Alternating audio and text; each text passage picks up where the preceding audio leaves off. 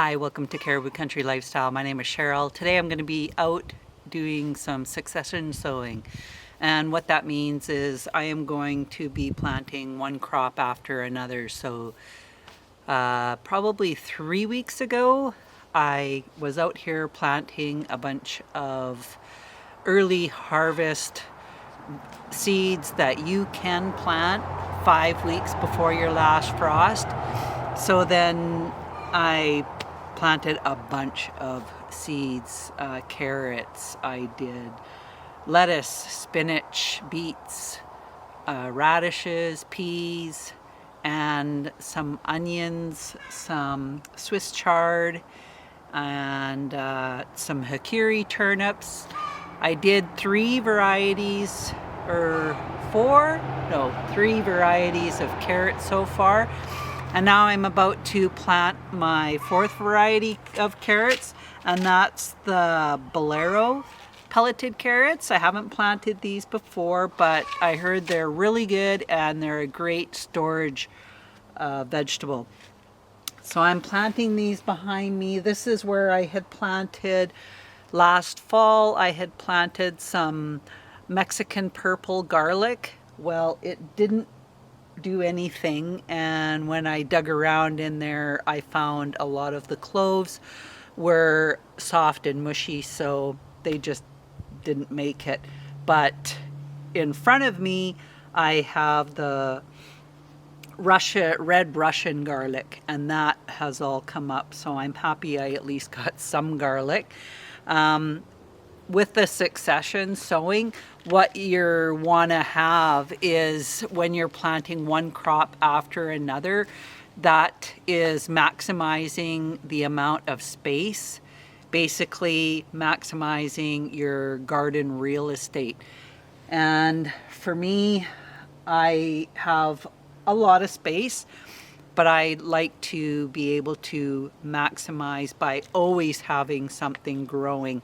Like even when I take out this garlic in the middle of July, when I'm digging this up, I want to plant something else. And I could plant something like radishes or some more spinach for that, more lettuce, things that are quick growing. So what you can do is make a list of all the short season vegetables that have a lower amount of days to maturity, and you want to make a list of those vegetables. If you look in some really good information seed catalogs, they will give you what your days to maturity are for those seeds of whatever vegetables you're wanting to grow. So what we'll do is I am just going to get these Bolero carrots planted, and then I have some others that I want to plant. I'm going to be planting some more hikiri turnips as well. So, and these Bolero seeds, they're a pelleted seed. They have a white coating on them. The Goldfinger carrots that I planted, they were a pelleted seed as well, and they have a white pelleted coating on it. So I'm going to be planting 2 rows of carrots. And again, I love the pelleted seed because you can space your seeds out to the proper distance apart. And then that just means you don't have to come back and thin them out. I'm planting them about 2 inches apart. These are a pretty big carrot as well, from what I understand. And they're really good, and they're a good storage, like I was saying. I'm just going to space this one out a little bit more. So with the pelleted seeds, you're not wasting a bunch of seeds neither with them being pelleted. Whereas your regular carrots, I usually grab a pinch and kind of sprinkle them along the soil. This way, I'm only putting down exactly 1 seed every couple of inches. I have already been thinning out. I thinned out some of my radishes yesterday, and I thinned out some of my Chinese toy choy yesterday too. And what else? Oh, the baby bok choy, I thinned that out as well. And my Swiss chard and my hikiri turnips. So I got a little bit of stuff to get these planted.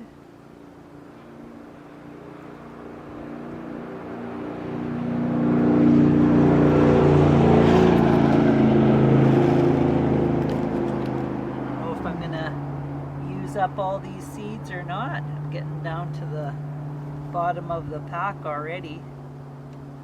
I forget, usually says how many seeds are in a pack. So there's 60 seeds, well, approximately it says, approximately 60 seeds. And I've almost planted all of them. I think I'm only going to have a few left over.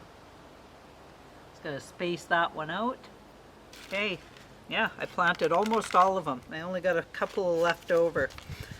So what I'll do is I will cover these up. Put a little soil over top of them.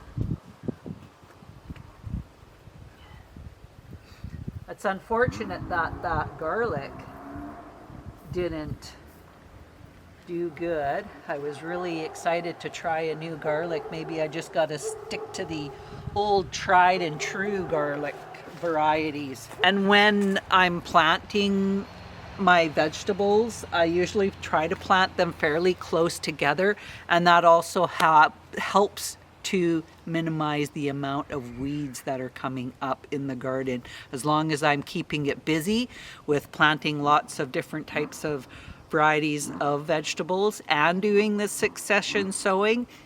Because vegetables like radishes, they only take 30 days, and then you're going to be picking them and eating them. Well, then you can go and after a couple of weeks plant some radishes somewhere else. So we're going to go over, and I'm going to be replanting some lettuce. This is not succession sowing, but I have to replant some lettuce. I planted some red romaine over another bed, and it didn't come up. My butter crunch lettuce has already come up, and my red romaine has not come up. So I ended up buying some new romaine lettuce seeds, and I'm just going to replant those over there. This is where I planted my romaine lettuce, and not one thing has come up. I don't see anything. Whereas my butter crunch lettuce, I planted that on the same day, and I have all kinds of lettuce. I came through here and thinned it all out. Well, the butter crunch lettuce over there, I thinned that out. So I just figured, no, I'm just gonna buy some more seed, and I will just replant some romaine in here. And you only need to, drop seed every, you don't need to plant it too heavily, because then you're going to have to come and thin it out. And especially with romaine, you get the heads, and it takes up quite a bit of space. So once you've planted it, then when you come and thin it out, you're going to, it says on the pack here, to space your seeds out 8 inches apart. So there's no point in planting them really heavy, because then you're going to come here and pull out a lot of the seeds if you're spacing your plants 8 inches apart. Okay. And when you are planting, like if you're planning your planting, you will maximize the amount of harvest and without feeling overwhelmed by when everything's coming in. So if you're succession sowing, it's going to come in at different times. So here I have a row of, it's the countryside spinach on this side, and this is all coming up really nice. And beside it, I'm going to plant a couple more varieties of spinach. This one here that I'm planting, this is the red kitten spinach, and I planted this one last year, and it's actually pretty cool with its red little spinach leaves. So I'm spacing these seeds out a couple of inches apart. I don't have very many seeds left. My sister gave me this red kitten spinach, but I'm only going to plant a little bit. So I'm not planting big 25-foot rows, because then that's where you are going to be getting into having too much coming in all at once, and that's where you start getting overwhelmed by having too much coming in. So that's another great thing about succession sowing. There really is all the pluses and positives of succession sowing. There really aren't any negatives as far as the succession sowing. I mean, maybe the only negative is that you have to come out here every couple of weeks and plant some more seeds. And I don't really find that to be a negative, because I have just been very, very impatient as far as waiting to get out here in the garden and start planting stuff. So for me, that is definitely not a negative. Nothing but positives as far as I'm concerned when it comes to the succession sowing. And I will take a look at my countryside spinach package.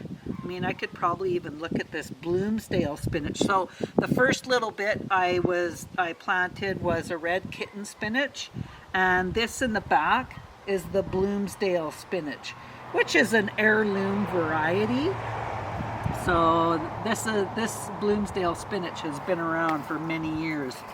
So I'll just put these little bit of seeds in here, and I'll take a look and see what it says here. So as far as spacing the plant out, so it says plant space every 5 inches.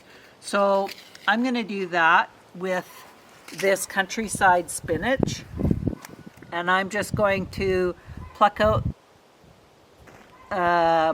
probably a seedling in between the existing seedlings that are growing in here. I'm just going to pluck out the middleman, and then these little seedlings that I'm plucking out, I can give these to my chickens. They will absolutely love that. And I've got quite a little space there, so I don't have to pluck anything out there.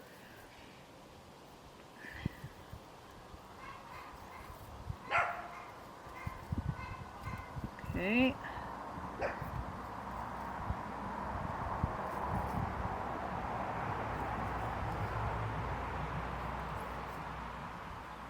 And that's it. Doesn't take much to thin the plants out neither. So here is where I'm going to put in my hikiri salad turnip seeds. And I'm just doing this is only about just over 3 feet for the row, so it's not a very big row. And they grow really fast. Even though it's a turnip, it grows like a radish. Well, it's a little longer than a radish. I'll take a look at the pack and then I'll tell you. Takes 40 days for these to mature. That's about 10 days longer than a radish takes. So that's not too bad. And we'll go over and take a look at my hikiri salad turnips that are already up, that I thinned out already. I don't think I have too much more that I'm going to be planting. I think I just have a couple of varieties of radishes. So we're going to take a quick little look at what I have going on in the garden so far. Here I planted my Thunder Crunch, Little Crunch peas, I should say. And the only little pea that I have is this little sprout right here that's poking through the ground right now.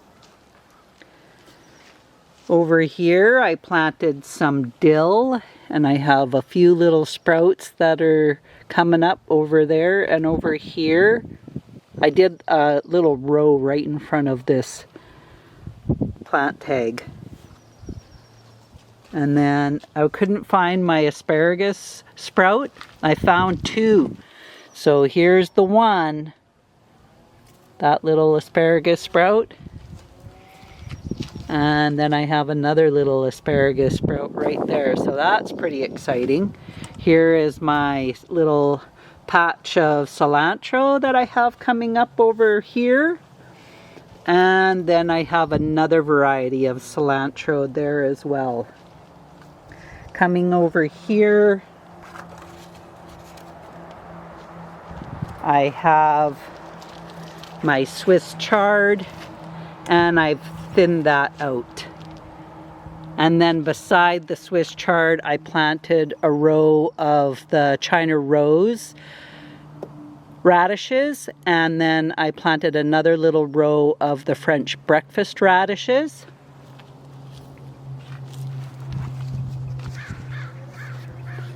Over here, these are the Hikuri salad turnips, and I have thinned them out, but I should look at the package and see how much I'm supposed to space those plants out, because I can't remember. This is where I planted the new Bolero carrots, and I've put my boards over top, and that's just to help speed up the germination rate on it. Here I have, these are the Goldfinger carrots, and you can't really see, but I have a little sprout right there, and I have a couple more further down. I took the boards off of here once I start seeing some sprouts. I see a lot more sprouts on these ones, and these are the Danver half-long carrots. So I took the boards off of those. This here, this is the Toscano kale. I have a little row going across here, and then going down this way are the bull's blood beets, and I have a few little sprouts just making their way out through the ground. Down at this end, this is the dwarf green curled kale, and I thinned that out a little bit, but I'm probably going to have to thin it out a little bit more, because if I had to space my spinach 5 inches apart, I will definitely need to space out my kale as well. These are the Scarlet Nanty carrots, and I have quite a few little sprouts right there. They're kind of little patches, hit and miss, and these I will have to thin out because they are not the pelleted seeds. These are the cylinder beets, and they have started to come up. This is where I just planted the Hikuri salad turnips. And then I have another row of the cylinder beets on that side. This is where I planted my French breakfast radishes. But I think I'm going to grab a couple more. I'm going to grab that seed packet and kind of fill in this little patch here. Doesn't have anything growing in there. This is the early, what is it? The early white kohlrabi. And I haven't spaced that out yet, but it's coming along. And then at this end, these are some more radishes. This is the sparkler white tip radish, and I kind of thinned that out a little bit also. And then coming over on this end, this is the, what is this? These are my golden beets. And I haven't seen, here's one little sprout right there. So they're starting to come. Okay, let's come over to here. This is my butter crunch lettuce, and I have thinned that out a bit, but I'm probably going to have to thin that out some more.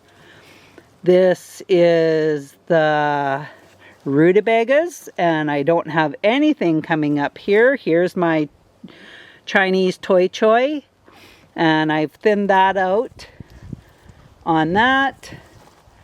And then of course this is the countryside spinach that I have growing there. But look at all this chamomile. I'm gonna pull out the chamomile from inside of these pavers that we have surrounding around, and I'm probably going to pull out quite a bit of these little plants. I have lots of other things that I want to be planting in here. So some crops that aren't good candidates for succession sowing are your longer days to maturity variety of plants. Would be your tomatoes, cucumbers, peppers, eggplant, those type of plants, those ones that take a lot longer, that you're starting early inside your house. Those are the ones that are not made for your succession sowing. So I mean, but there are so many other vegetables that you can be growing in succession sowing. So I hope you enjoyed this video, and I hope you learned something from it. If you liked the video, throw a like in there, and if you haven't subscribed, hit that subscribe button. I have a lot of videos going to be coming out. It's the beginning of the growing season, so definitely more to come. So thanks for joining me, and we'll talk again soon. Bye for now.